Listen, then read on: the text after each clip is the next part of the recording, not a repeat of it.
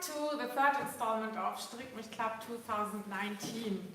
Willkommen hier in Damsdorf zum dritten Anstrick-Event vom Strickmich Club 2019. Wir haben heute ja einen langen Tag vor uns. Wir haben nicht nur das Anstrick-Event, wir haben außerdem, habt ihr vielleicht auch schon mitgekriegt, die Premiere vom Strickplaner 2020, der geht jetzt ins dritte Jahr, der Planer, und wir sind da sehr happy drüber und hoffen, dass er euch allen hilft, mehr Zeit beim Stricken zu gewinnen. Wir haben außerdem die Premiere von meinem Buch Strickmich Originale um 14 Uhr, das übertragen wir dann auch wieder live bei YouTube. Und es gibt auch noch eine unterhaltsame Lesung mit Till Räther, dem Krimi-Autor aus Hamburg, der vergangenes Jahr auch schon mal hier war, und der wird uns dann alle unterhalten, während wir gemütlich stricken. Yeah, it's a very special day today. It's not only the premiere of the third installment of Strickmich Club 2019, it's also the premiere of Strickplaner 2020, a planner for knitters that is meant to help you make more time for your hobby. And it's also the day of the launch of my new book, Strickmich Knitting Inventions. Ja, und wir sprechen ja immer mit der Färberin, die das Garn für uns gefärbt hat, und erfahren dann darüber, was sie so sich gedacht hat bei der Farbe. Und sie erzählt uns was über das Garn, und das macht immer ganz großen Spaß, und das wollen wir natürlich auch heute machen. Today we are also going to talk to the wonderful person who made the yarn for us, and she's going to talk about her story, her inspiration, and everything that's behind that. Ja, und vielleicht noch mal ganz kurz für alle, die irgendwie noch nicht wissen, was der Strickmich Club ist jetzt bei der Übertragung. Der Strickmich Club ist ein Abo für 4 neue Anleitungen von mir. Ich bin Martina Behm, ich bin Strickdesignerin, und es wird auch im Jahr 2020 wieder einen Strickmich Club geben, und die Anmeldung fängt im November an. Yeah, and for everyone who is not familiar with Strickmich Club, Strickmich Club is a subscription for 4 new patterns by me, Martina Behm. I'm a knitwear designer, and sign-ups for 2020 are going to start in November of this year. Ja, und nun, finde ich, könnten wir doch mit der Färberin sprechen. Das wäre auch was.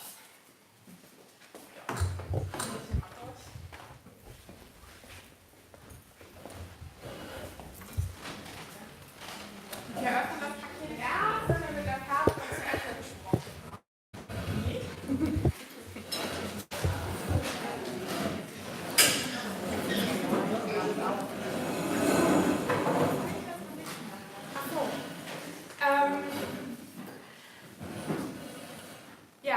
haben.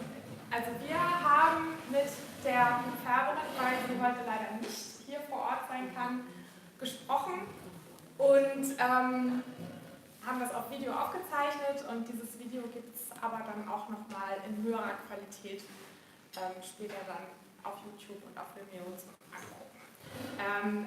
We are talking now, we have talked to the dyer on video, and this video... Yeah, welcome to Strickmich Club and our third cast-on event in 2019. Welcome from Vancouver, Canada, Phyllis Chalot. Thank you so much. We're so excited. This is so cool. I wish I could be there with you guys in person, but this is the best we could do. Yeah, I'm really glad that you are here by video, and that we can talk about yarn and the beautiful yarn you created for us, and the inspiration and everything. But what I usually do when I have the dyer here on stage, I ask them a little bit about themselves, and that's what I would like to do with you too, if that's okay. Sure, yeah. Okay, so you're a dyer, and you run Sweet Georgia in Vancouver, and as far as I understand, it's quite a big operation now. You have a couple of employees who help you with the logistics and everything, but you still dye yarn yourself, and you develop the colorways, as far as I understand. We do. We work as a team now. It's actually grown for many, many years. I started back in 2005, And so originally it started with me doing all of the dyeing. I dyed every single skein, and I did that for many, many, many years until it became a bottleneck. I'm always the bottleneck in the business. Just like things can't happen unless I let go of things and invite other people to come and help and join.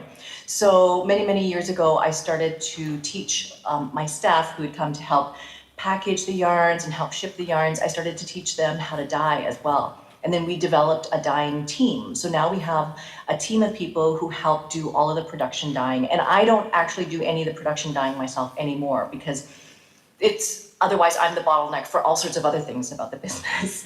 So yeah, so it's great. We have this team. We all work very collaboratively now. So we have like a number of different ways that we do our dyeing and our dye application techniques. And everybody's kind of like has the opportunity to experiment and be creative and try. And then we put out 2 seasonal collections of sort of limited edition colors every year. And so with that, we all have the opportunity to contribute ideas, put together a palette. We look at it together. It's become like a very collaborative team, which I think is very cool. So what do you enjoy most about working with yarn and colors? I think hand dyeing is probably one of the most amazing things that you can do with yarn because it makes yarn that you cannot get in any other way. Like you can't buy it from the store, like factory dyed, commercially dyed in this way. I love that you're able to layer colors and create sort of like all of these different nuances in the color and in the hue. I've mentioned this before. My dad, he's a painter, he's a printmaker and a painter. He does oil paintings and landscape paintings. And his landscape paintings have always been sort of very simple, minimalist, water, mountain, sky, but it's not just those 3 colors. Like each one of those sections of the painting has multiple layers of color placed over it, and that creates more depth, more richness. It's just when you go up close, you see how many layers are included in that color. But that's kind of how I feel about dyeing as well, that you can do the same thing with the fiber. So your love for colors is kind of inherited, or it's something you grew up with, more or less?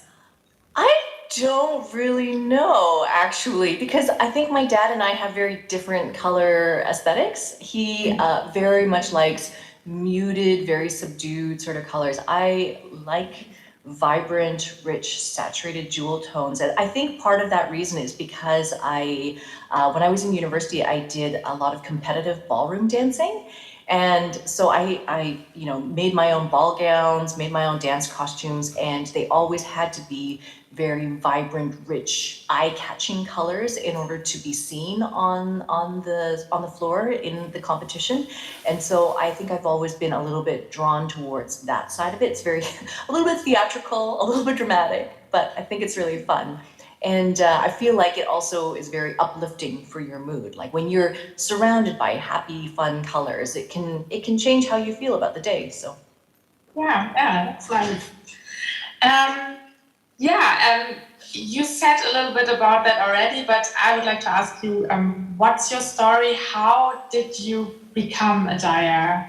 And I know it's a long story, but maybe you can just sum it up for us so we know where you come from and what your story is. Yeah, I have this very circuitous path, this like long journey to coming to this fiber arts world. But I was a knitter when I was a kid, and then I did that through high school, and then I also sewed my own clothes through high school, and then I kind of stopped when I went to university because I just got super busy. And so in university, I actually studied pharmaceutical sciences. So I was a science major, and I came out with a professional degree to practice pharmacy. But I knew that when I was going through that entire program that it was not really for me. And so in the middle of my university career, I started a graphic design firm because I could. So it was the time when the internet was just starting out, and whatever I saw on the internet really, really captivated my imagination about what was possible. And so I wanted to do design, and I wanted to integrate it with what was happening on the internet. So that kind of became my career. And as I did that for a number of years, I worked a lot with clients. And when you're doing creative work with clients, sometimes it becomes less creative and sometimes it becomes more on the administrative side of things. So I felt like even though I was in a creative career, I was missing that opportunity to really be creative. And so that's when I started to pick up knitting again, learn how to spin, and then from spinning, learn how to dye yarn, and then somehow combined dyeing the yarn with the internet. And then this is kind of how it all happened. Yeah, it's very interesting.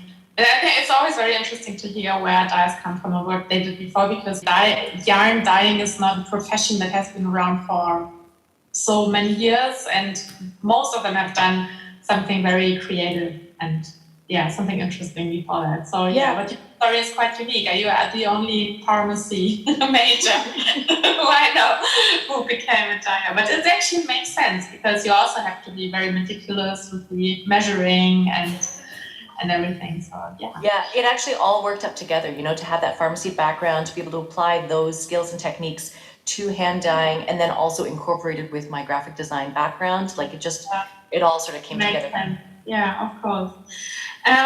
You are currently doing a lot of instructional videos in your School of Sweet Georgia project, and maybe you could just tell us what's the motivation behind that and what you enjoy about that. So absolutely. So a couple of years ago, 2017, I published a book with Interweave Press, and it's called Dyeing to Spin and Knit. And so Interweave had approached me to write a book about how I do my dyeing process. And then because I also spin and I also knit, to be able to take those materials that have been hand dyed and to use them to the best effect in knitting projects and spinning projects.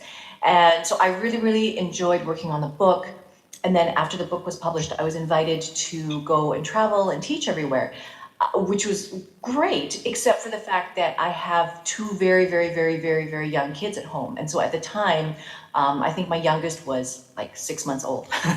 And I was like, I can't really leave home. I can't go anywhere to teach, even though I had done before. It was very, very difficult to leave home to teach. And at the same time, it also made me realize that it's often very difficult for students to travel to take classes, to go to a conference, to go to a knitting conference, to go take classes.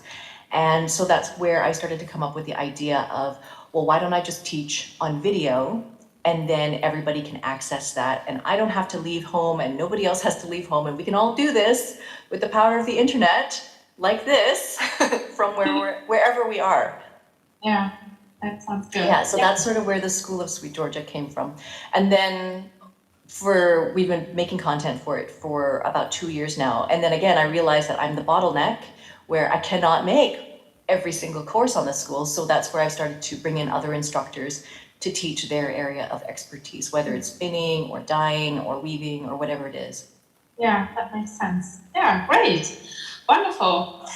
And now let's talk about what you did for Strickmich Club. Like usually we will now open the package and then look at the yarn, everyone, and talk about it. But I think that would be too noisy right now.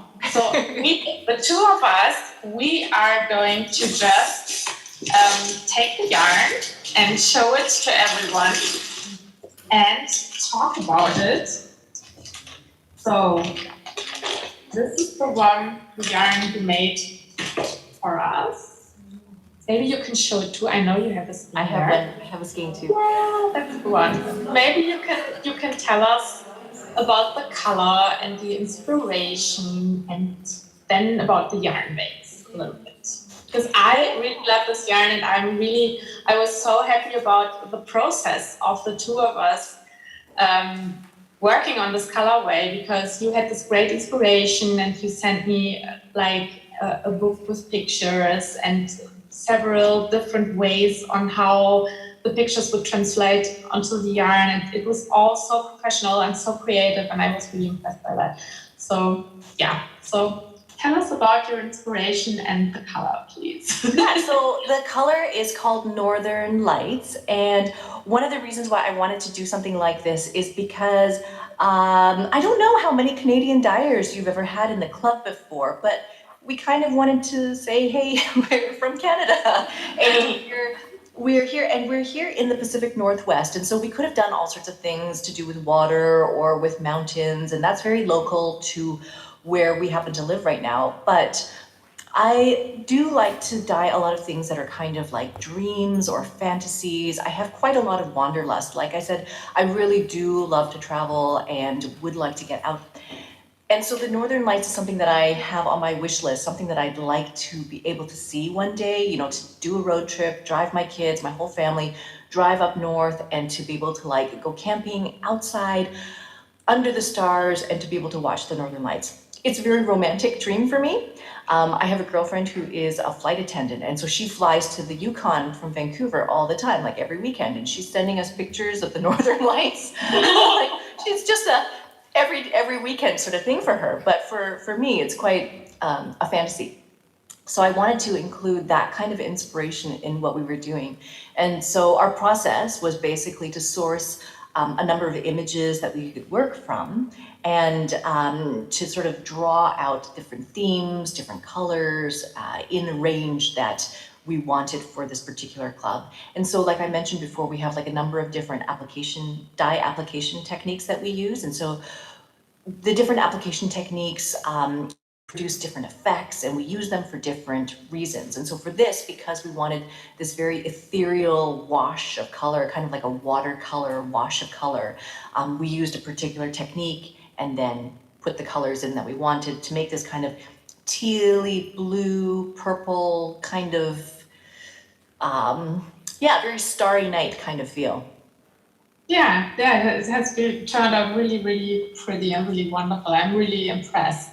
And the yarn is really lovely to knit with and lovely to wear. And I know that you added this yarn base to your repertoire because of us, because we needed something with this yardage, because I always want one skein which I can use to make a big shawl. And maybe you can tell us about the yarn base and why you chose it, and why you decided to add it to your lineup. Yes, absolutely. So, I mean, we obviously, like a lot of the hand dyers, we do a lot of fingering weight yarns, and sometimes I enjoy working with more of the lace weight yarns, more finer weight yarns than a fingering weight for shawl projects. It just makes such a difference with how the garment drapes, and it's just beautiful to work with. But I know that lace can often be very intimidating for a lot of people if it's too fine. And so this particular lace weight is kind of more like a heavier lace weight, easy to use, easy to hold, easy to knit with.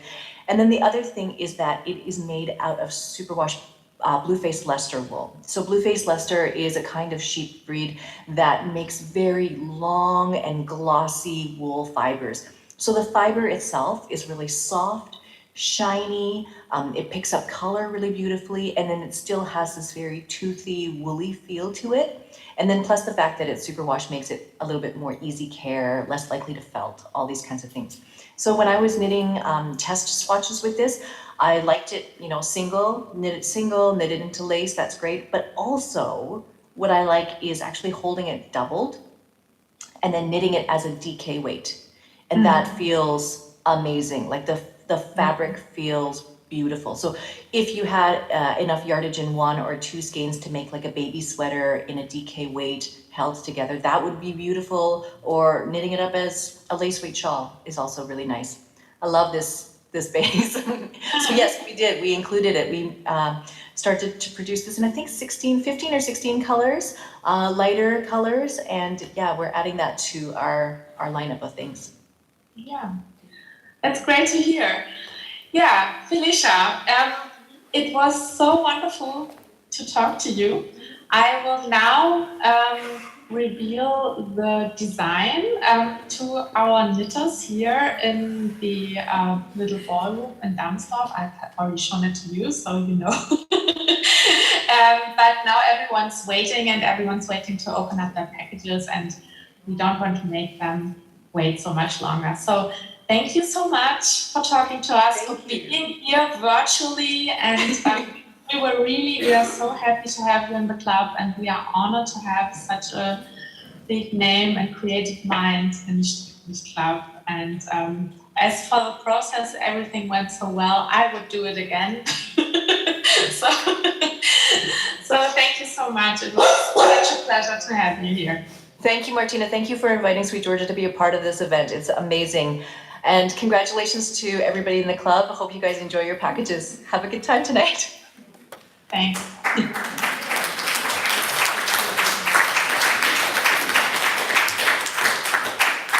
So, jetzt möchtet ihr aber sicher erstmal auspacken, oder? Ja.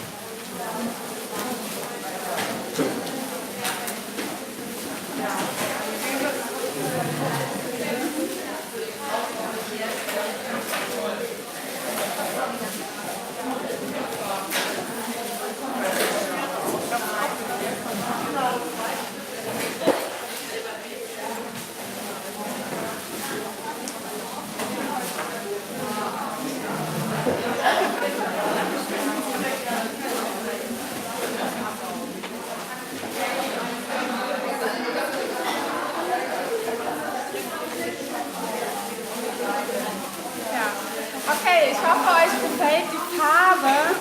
Ich finde, es ist eine der schönsten Farben, die wir im Strickmich Club jemals hatten. Also, und wenn ihr euch das mal anguckt, die Inspiration waren ja die Polarlichter. Und ich finde, das hat sie so toll getroffen und das ist wirklich so schön geworden. Und ich kann euch wirklich vom Stricken her sagen, es ist ein wahnsinnig schönes Garn zum Verstricken. Und ihr werdet auch sehen, wenn ihr eure Stränge so nebeneinander haltet, es sind natürlich Unikate wieder mal. Also es ist handgefärbtes Garn. Bei manchen wird etwas mehr Türkis drin sein, bei manchen mehr Lila, bei manchen mehr Blau, damit ihr euren ganz eigenen Polarlichthimmel kreieren könnt. Und jetzt zeige ich euch das Design, was ich gemacht habe damit.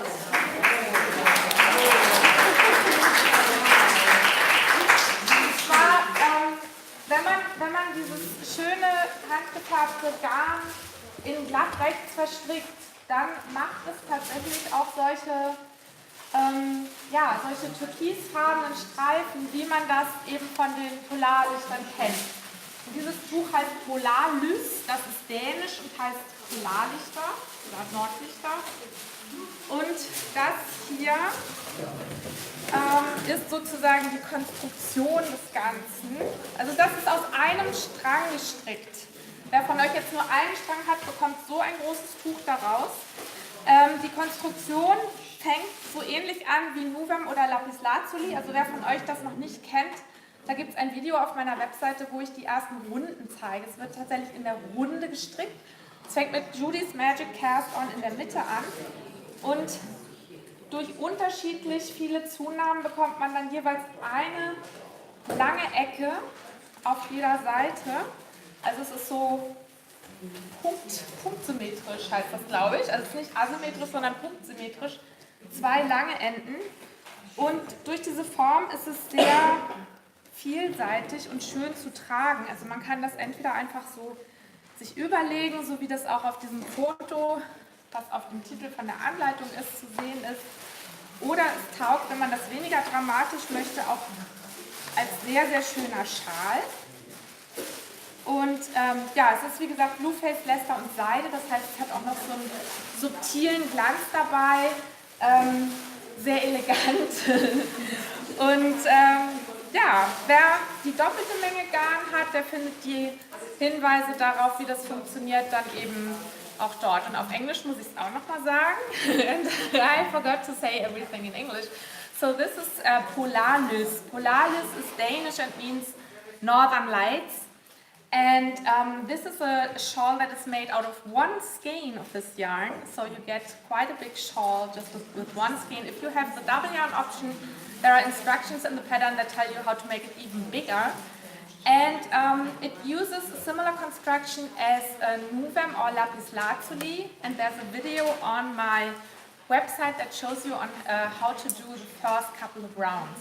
And what I really like about this is that the yarn makes these turquoise northern lights just by itself. If you knit it up in stockinette, just here, just like this, it's going to paint you a big sky with northern lights. Yeah, and the yarn is made out of blue-faced Leicester in silk, so it's very shiny and elegant, and you can use this shawl as a scarf or as a shawl around your shoulders, and I hope you will enjoy it very much during fall and winter. Ja, vielen Dank.